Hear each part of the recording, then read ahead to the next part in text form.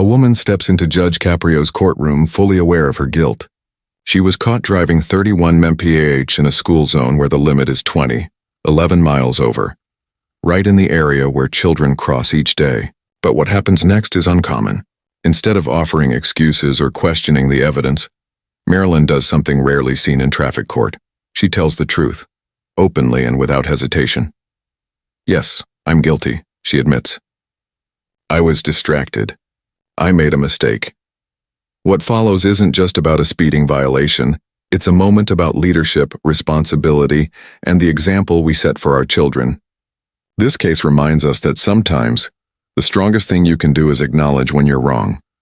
Before we go further, make sure you subscribe. 97% of viewers haven't yet joined Judge Stories, and this case perfectly shows why honesty and accountability matter more than spotless driving records. By the end of this video, you'll understand why Judge Caprio's advice to Marilyn about being a leader, not a follower, extends far beyond the courtroom and resonates with every parent watching. Here's a thought. When did we lose the courage to simply say, "I was wrong"? Marilyn is about to remind us what true accountability looks like. It's Tuesday afternoon, 3:45 p.m. at the Providence Municipal Court. School zones are busy, parents picking up children, buses lining up crossing guards on duty. This is exactly when speed limits protect lives. The bailiff announces, Marilyn Patterson speeding in a school zone, Elwood Avenue. A woman in her late 30s walks forward. She's dressed in simple professional work attire, hair neatly tied back. No flashy accessories, no arrogance. Just someone earning an honest living who found herself in traffic court. Judge Caprio greets her warmly. "Good afternoon. Mrs. Patterson, please approach." Marilyn walks to the podium without the usual nervous energy seen in most defendants. She appears composed yet sincere, as if she's already accepted responsibility for what's coming. "Mrs. Patterson, you've been cited for speeding in a school zone on Elmwood Avenue. The officer recorded your speed at 31 miles per hour. The posted limit there is 20. Can you explain what happened?" Marilyn takes a steady breath and answers clearly. "Your Honor, I'm guilty. I was speeding and I have no excuse." Judge Caprio pauses. In all his years on the bench, he's heard every possible excuse. Bad days, faulty speedometers, emergencies. But an open admission of guilt without any attempt at justification is still rare enough to make him take notice. "Mrs. Patterson, you do understand that speeding in a school zone is a serious matter. There are children crossing, buses stopping, parents driving. Those limits exist to protect them." "I completely understand that, Your Honor. That's exactly why I'm not offering excuses. I made a mistake and I take full responsibility for it." Judge Caprio looks over the report. The citation was issued at 3:15 p.m. on a Wednesday, right when school lets out. "Yes, Your Honor." "That's what makes it worse. I drive through that area every day after work. I know the limit is 20. I know the reason behind it, and I still drove 31. Her honesty stands out. Most defendants in her position try to justify their actions or look for technicalities. Marilyn does neither. "Mrs. Patterson, help me understand. If you know the route, know the rule, and travel it daily, what exactly happened that day? Why were you speeding that day?" Marilyn looks directly at Judge Caprio. "Your Honor, I was distracted. I had just left work and my mind was elsewhere. I was thinking about dinner, planning my evening, and I completely lost track of my speed. It's not an excuse, it's simply what happened." "Were you on your phone?" the judge asks. "No, Your Honor," she replies. "I was just lost in thought, not paying attention to my driving, which is just as dangerous." Judge Caprio nods slowly. "Mrs. Patterson, you mentioned this isn't your first citation." Marilyn's face flushes with embarrassment, but she stays composed. "No, Your Honor. I received a speeding ticket about 2 years ago. A different area, not a school zone. I paid that fine, took it as a warning, and believed I had learned my lesson." She pauses.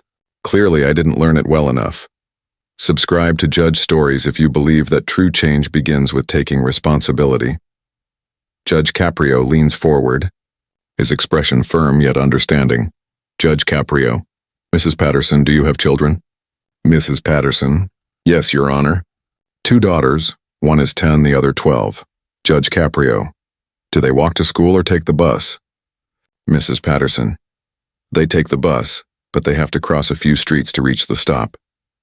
Judge Caprio, "And when they're crossing those streets, You trust that drivers are obeying the speed limit, staying alert and keeping them safe, correct? Marilyn's expression changes as she realizes the weight of his point. Mrs. Patterson. Yes, Your Honor. I do. And you're absolutely right. I expect other drivers to follow the very rule I ignored that day. Judge Caprio. Mrs. Patterson, I'm not here to shame you. I can tell you already understand the seriousness of what happened. But I want you to truly think about what could have occurred. Mrs. Patterson. I have, Your Honor, every single day since that stop. If a child had suddenly run into the road while I was going 31 instead of 20, I might not have been able to stop in time. That thought has haunted me ever since. Judge Caprio observes her closely. It's clear she isn't just remorseful because she was fined. She genuinely grasps the potential consequences of her inattention. Judge Caprio, you mentioned you were distracted thinking about dinner and planning your evening. Those are normal thoughts. We all lose focus at times. But tell me, how will you make sure something like this doesn't happen again? Marilyn pauses, taking a moment to reflect before responding. Marilyn Patterson. Your Honor, since that incident, I've set a personal rule. Whenever I drive through a school zone or residential area, I say the speed limit out loud. It might sound odd, but it helps me stay alert. And if I notice my mind drifting, I pull over until I can focus again. Judge Caprio. That's not silly at all, Mrs. Patterson. That shows real commitment to changing behavior. I wish more people had that level of awareness. Marilyn. Your Honor, may I add something else? Judge Caprio. Of course, Marilyn. I'm a single mother and my daughters observe everything I do. When I received this ticket, I didn't try to hide it. I told them the truth, that I made a dangerous mistake and would accept the consequences. Because if I can't admit when I'm wrong, how can I expect them to? The courtroom falls silent. It's clear she isn't seeking sympathy, just taking responsibility. Judge Caprio reviews the citation details on his monitor. Judge Caprio, Mrs. Patterson. The standard fine for speeding in a school zone is $250. Since this is your second violation within 3 years, it could rise to $350 with points added to your license. Marilyn. I understand, Your Honor. Judge Caprio. Before I finalize my decision, I want to discuss something more important than the fine. Marilyn. Yes, Your Honor. Judge Caprio's tone softens. It's the sound of experience speaking. Judge Caprio. You have 2 daughters, ages 10 and 12. That's an important stage in their lives. They're watching you constantly, even when you don't notice. They're learning from you how to face mistakes, how to make choices, and how to treat others. Marilyn. I understand, Your Honor. That's exactly why I told them about this ticket. Judge Caprio.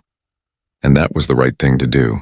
But let me share something I often tell my own children and grandchildren.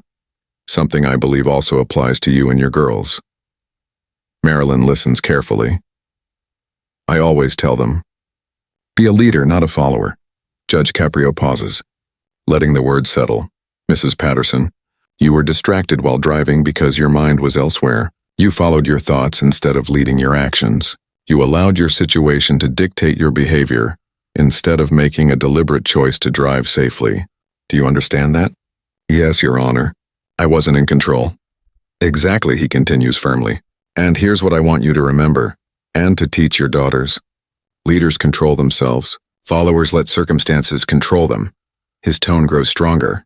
When your daughters reach their teenage years and their friends are doing something reckless, I want them to be the ones who say no. When they grow up and face difficult choices, I want them to be leaders who choose what's right even when it's not easy. And when they make mistakes, I want them to take responsibility instead of making excuses. Marilyn nods thoughtfully, absorbing every word. You showed leadership today by admitting your mistake, by accepting responsibility, and by setting an example of accountability for your daughters. That's the kind of leadership they need to see. But I also want you to demonstrate it in small, daily actions by staying alert while driving, by following the speed limit even when you're in a rush, by choosing safety even when it's inconvenient. I will, Your Honor. I promise. Because here's the truth, Mrs. Patterson, he says sincerely. Your daughters will face countless moments in life where they'll have to choose between being a leader or a follower, between doing what's easy or what's right. The example you set now in these ordinary moments will shape the kind of women they become. An older woman in the courtroom raises her hand. Judge Caprio takes notice. Yes, Your Honor. She stands respectfully. Your Honor, may I say something, please? I'm a retired teacher. I taught for 35 years, and what you just said about leadership is exactly what's lacking in many young people today. They follow social media, follow trends, follow friends, but few are taught how to lead themselves anymore. She gestures toward Marilyn. This young lady is setting the right example by admitting her mistake and turning it into a lesson for her children. That's what real parenting looks like. The courtroom quietly applauds. Marilyn looks touched by the words, and Judge Caprio nods with appreciation. Thank you, ma'am. You're absolutely right. True leadership begins with self-discipline and accountability. He looks toward the camera. Don't forget to subscribe to Judge Stories for moments where the courtroom becomes a classroom and real-life lessons unfold. Turning back to Marilyn, he continues. Mrs. Patterson, I've reached a decision regarding your fine.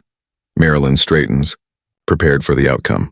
The standard fine for your offense is $250. Given your prior record, I could increase it and apply points to your license, but I'm going to take a different approach. Marilyn waits anxiously, unsure what to expect. I'm reducing your fine to $150. A wave of relief crosses her face. Your Honor, thank you so much. Don't thank me yet, Judge Caprio replies. I'm doing this for two reasons. First, because you accepted full responsibility without offering excuses.